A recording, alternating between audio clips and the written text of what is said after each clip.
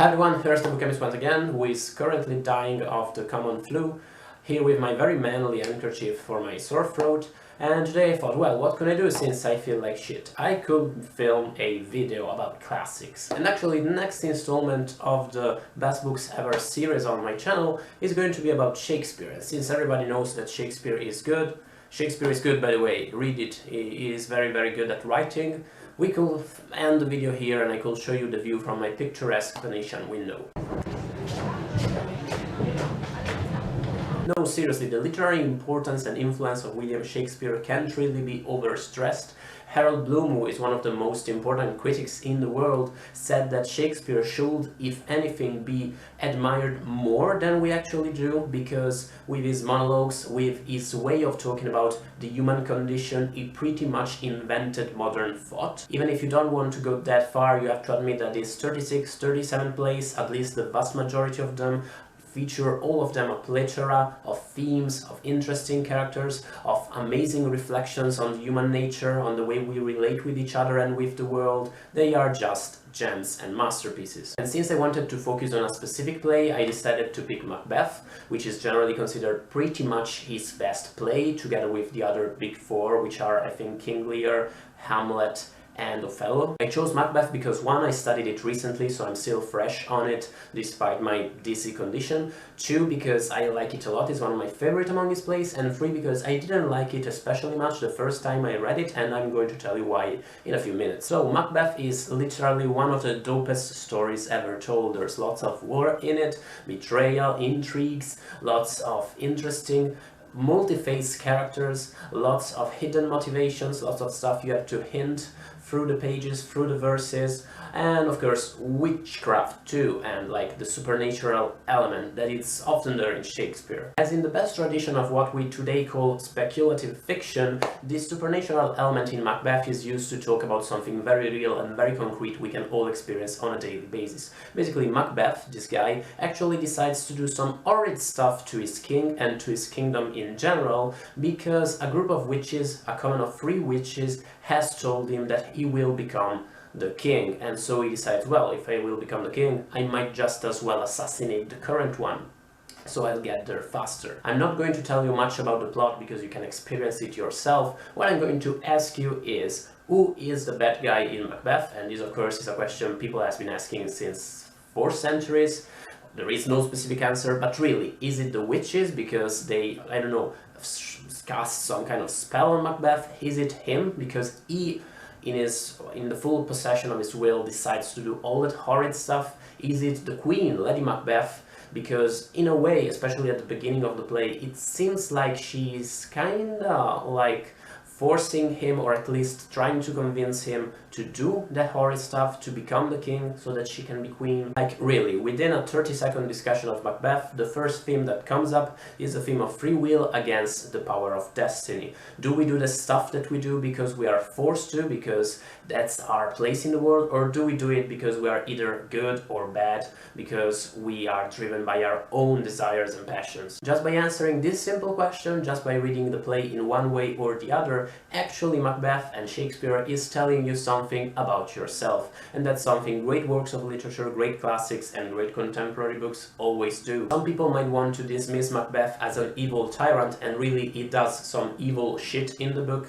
At the same time, others might question that, yeah, in the society he lives in this medieval Scotland, violence is something that is generally praised, and at the beginning of the book Macbeth is recognized and praised because of how good he is at killing people. Is it so cool when he kills 50 people on the battlefield, but it's bad when he kills the king? Of course, that's not an easy point, but I think you see what I mean. When you read the play, you will form your own opinion. When you read it closely, giving it full attention, you will decide what you think about characters and situation, just as with any Shakespeare's play. And reading the text closely is extremely important. You should get a nice annotated edition. If you're not confident enough, that's fine. Find an edition with, you know, a modern translation on the opposite page. And let me stress it again, reading it is crucial, because when you read Macbeth, just as with Romeo and Juliet, Othello, any play by Shakespeare, you are actually playing in your mind your own peculiar, specific play. Still, you shouldn't fall prey to a very common mistake, which is that of reading Shakespeare as if it was poetry or dead literature in a way, because Shakespeare is very far from being dead. One, because its themes are universal and, if anything, more relevant nowadays than they were in the 17th century. And two, because as a stage writer, as a playwright, sorry, he is actually writing for living people, for today. What you should do once you decide to tackle a Shakespearean play, in my opinion, is to read the play the first time, even kind of fast. They're usually very, very short. Don't sweat it if you don't get all the references. Just read it and like form your own play in your mind, and then watch a couple of representations of movie versions, for instance, of filmed theatrical performances. Trust me, I like theater, but I don't really love it that much, and the idea of watching a 3-hour performance isn't something that makes me go like, yeah, oh my god, what excitement. At the same time, trust me, the good Shakespeare plays are always awesome and are always extremely enjoyable. If you happen to be in London and if you get the chance to go to the Globe Theatre, go and watch performances in the Globe Theatre. They are staged as they were more or less in Shakespearean times, in Elizabethan times, and that's an awesome experience. You have these huge like flat areas, this parterre beneath the stage. It's great, it's amazing. Watch the filmed versions of Globe plays, they are amazing, the actors are so good. At the end of every play you have this dancing on stage, this jig like in Elizabethan times. They are awesome. Speaking of Macbeth specifically, there are quite some very good film adaptations of the play. I like Roman Polanski's one from 1971. The special effects are kinda dated, but I like that too, and it's the one, in my opinion, where people really like wanted to make Macbeth as if it was set in like medieval Scotland, and that's awesome. Akira Kurosawa filmed a Japanese adaptation of the movie called Throne of Blood.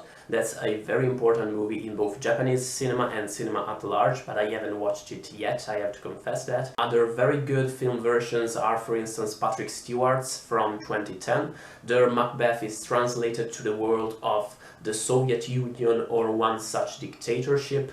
That's really awesome. I know Michael Fassbender plays Macbeth in one version that came out this year. I don't know what's with X-Men playing Macbeth. Talking about X-Men, there's one very good one with Ian McKellen from like I think the 60s or 70s. Judi Dench is in there too, but that one is pretty minimal and I will only suggest it to theater buffs or real Shakespeare fans. There's also a Macbeth version set in Australia where like Macbeth is like a gangster or something like that, and the witches are schoolgirls. That's kind of messed up. Anyway, when you start approaching film adaptations of Shakespeare, you find a huge universe. I want to close on this point. This shows you how alive these texts are. The first time I read Macbeth, I didn't especially love it. I just liked it because I didn't realize how alive as a text it were, what kind of questions it raised, and only watching all these movie adaptations and studying it closely, of course, made me realize that. Nowadays, if you study contemporary literature, you keep hearing about the death of the novel, how the novel is a goner, how literature is going to pass.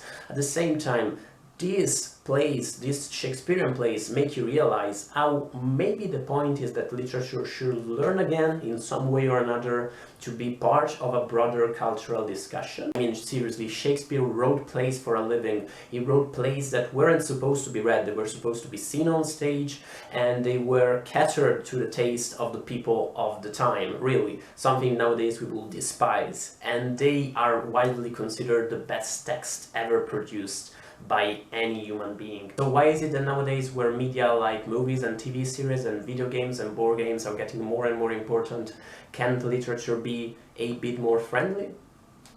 I will see you in the next one, guys. Thank you so much for watching. Let me know what you think. Let me know what your favorite Shakespearean play is. I filmed a video some years ago about my favorite tragedies and comedies, but I will probably give you a different chart if I have to refilm that video nowadays. I still put a link somewhere.